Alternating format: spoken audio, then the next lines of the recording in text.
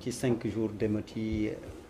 Oui, c'est am nañ ci d'énormes problèmes ceux qui vivent au jour le jour surtout. Pour saluer la mémoire d'un grand Sénégalais qui est parti quand même. dama ko fàtte quoi. mooy Gaz Esdine. oui président de la fédération de pétanque. moom ak Djibril Tamsir Niane bu ñuy jeexal laa leen bëggoon a xamante ne j'ai grandi. bi ñuy jeexal bu ñuy jeexal laa leen bëggoon bëggoon parce que sont de grands Sénégalais. Malal. En fait, moi, je ne reviendrai pas sur... on n'écoute pas la jeunesse parce qu'effectivement, ça a été dit plusieurs fois ici, à travers la voix de Pape Djibi, à travers la voix de différents jeunes qui ont été invités ici. C'est-à-dire, xam nga, en fait, le mensonge, il est permanent dans la gestion de ce pays-là. ci niñ koy doxale c'est-à-dire si on ment permanemment dafay am forcément une conséquence ci nit ñi di dunde jeexital bi mooy li xew ni je ne suis pas d'accord quand Charles dit que oui ça a été planifié rien du tout n'a été planifié c'est-à-dire c'est un ensemble de frustrations qui a trouvé un prétexte mu ñëw sukkandiku ci prétexte bi effectivement pour exprimer une colère c'est l'expression collective d'une colère à travers des jeunes effectivement sans emploi et le président de la République lui-même dans son discours a dit j'ai saisi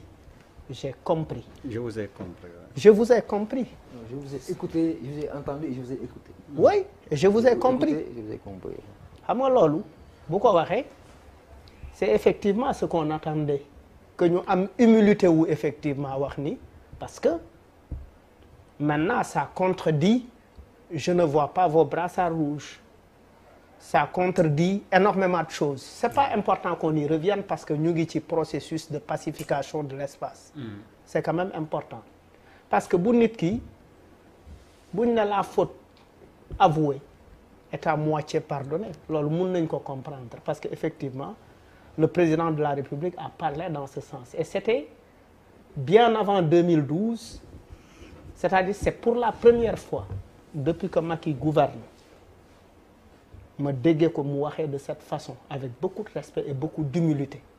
sénégalais yi loolu rek lañ soxla et que le contexte ne lui était pas favorable parce que effectivement on ne peut pas saisir un contexte de crise sanitaire pour effectivement créer des situations politiques parce que effectivement on a voulu s'appuyer ci benn crise sanitaire pour régler ay questions politiques c'était inélégant et plusieurs fois l'alerte a été sonnée plusieurs fois fii nit ñi wax nañ ko plusieurs fois pour man soxlawul sax ñu ciy dellu si waat c'est-à-dire on ñëw fii sax di wax on impute la faute à une partie de la jeunesse gars yi waruñu taal gars yi waruñu lii encore une fois kenn buggul dëkk bi tàkk personne ne le veut hein même si les gens des fois sur les plateaux s'expriment avec beaucoup de colère nit ñi bugguñ dëkk bi tàkk mais lu nekk dafa am lu koy jur li jur situation bi tout on le sait on a des ministres qui ont 5 voitures qui habitent dans un quartier à côté la famille ne mange pas loolu ce n'est même pas décent c'est pas du tout correct dafa am benn anecdote bu simple ñaari famille yu dëkk côte à côte benn famille bi tout le temps dafa naan may ma ceeb may ma diwlin may ma suukar dese woo mburu benn jour famille bi ëppale mère bi yónni doom ji ci beneen mère bi ne ko demal ñaanal ma ko xorom mu ñaan ko xorom bi mu ko moyee xorom mu ne ko may yaay lu tax nga may yónni ci ñii nga xamante ne amuñu dara te pourtant yow am nga xorom mu ne dama bugg ñoom aussi ñu xam ne ñun mën nañ leen di soxlaal ay nawle lañ daal ay nawle lañ c'est important c'est-à-dire écraser l'autre le rapport qu'on a avec la réussite est un rapport très très sévère violent oui. C'est-à-dire on définit les gens par rapport à ce qu'ils ont mais pas par rapport à ce qu'ils sont c'est-à-dire li nga doon li nga am mais pas li nga doon c'est-à-dire li Cheikh Omar di représenté ci xam-xam ci jikko c'est pas le plus important on dit xale carte gap xale fashion xale temps on a matérialisé notre société mais alors que dañu am suñu société am ay maam am fi ay baaxu maam yoo xamante ne effectivement il faut effectivement qu'on nous gouverne à partir de ces choses-là ñu dugal ko ci biir école yi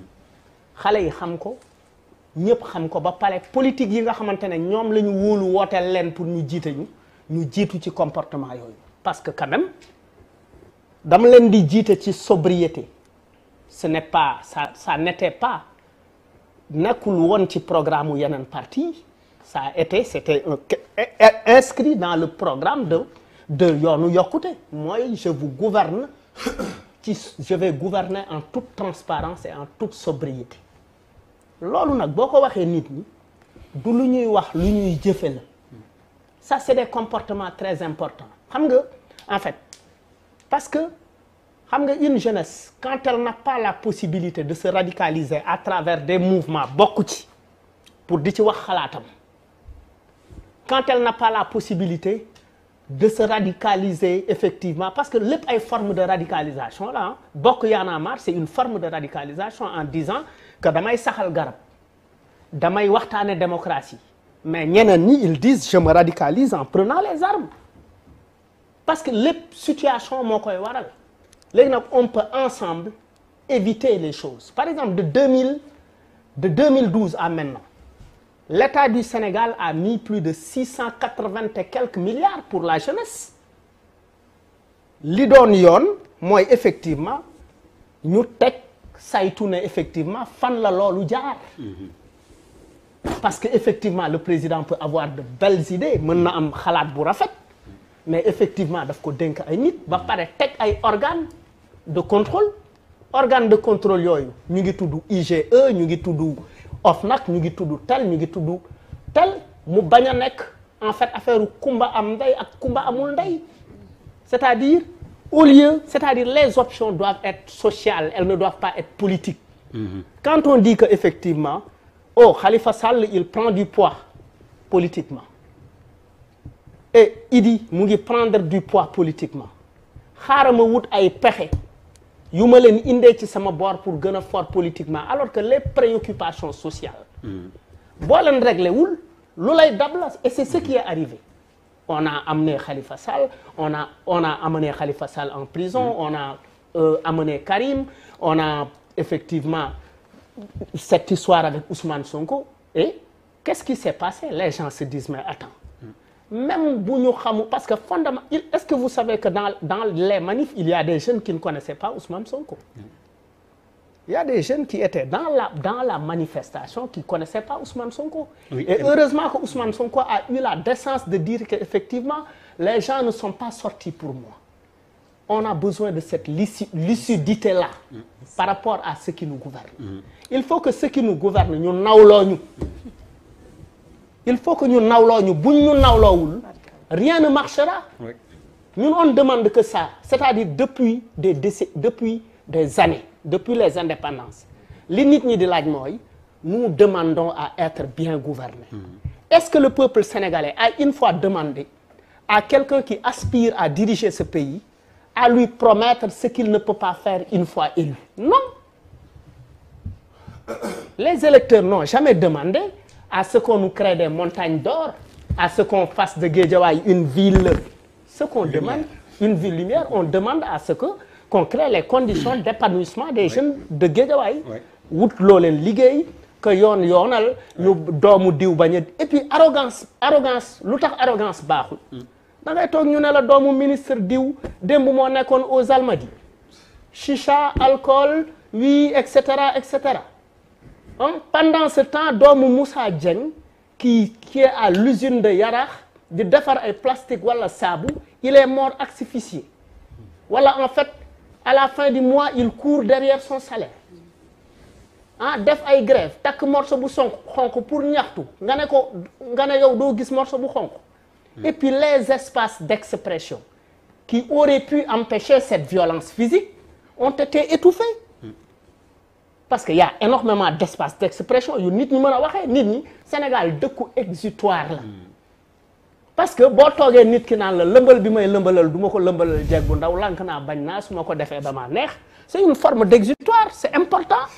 dans ce pays suñu réew dañu soxla yu mel noonu ah góor bu gisee lu ko jaaxal nopp ya taxaw ba ñu fange. Malal, merci. Déglu nañ la de bout en bout. Moi, ce que je retiens de ce que tu as dit, il y a eu de belles idées, mais peut-être c'est dans la mise en œuvre et le choix des hommes qui la am problème ak aussi ñi nekk ci nguur gi nañ ñu nawloo. Papis, moi de li Malal wax yëpp man loolu laa ci jàpp ah. nga indi yow it sa gis-gis. problème bi waaw je m'associe aux condoléances. oui il le faut. jaale sama bopp parce que oui. man parti Sénégal la bokk Sénégal moo ñàkk. alors man li ma mën a wax xëy na je pense du bari c'est juste un petit constat en partant de sama expérience. dama ko gëm ci événement yi c'est-à-dire que Sénégal benn bopp la kenn mënu ko xar ñaar parce que quand les Sénégalais se sont rendus compte eux-mêmes. que bateau baa ngi tànge et ça va au naufrage on s'est organisé pour pouvoir s'écouter et parler c'est une constante c'est une vérité les gens savent que li amoon si dëkk bi bu ñu ko seetlaa noonu tey jii on aurait parlé leen la ñuy wax daal mooy bi ma juddoo ba léegi maa ngi koy dégg Sénégal kenn mënu ko xar ñaar bopp benn bopp depuis que je suis né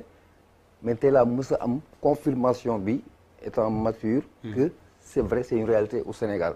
au-delà des contingences, au-delà des colorations, au-delà de la foi, de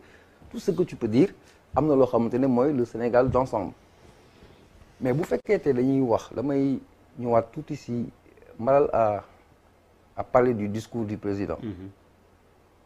Effectivement, j'ai le même sentiment que toi. Pour moi, c'est le meilleur discours depuis qu'il est dans ce pays.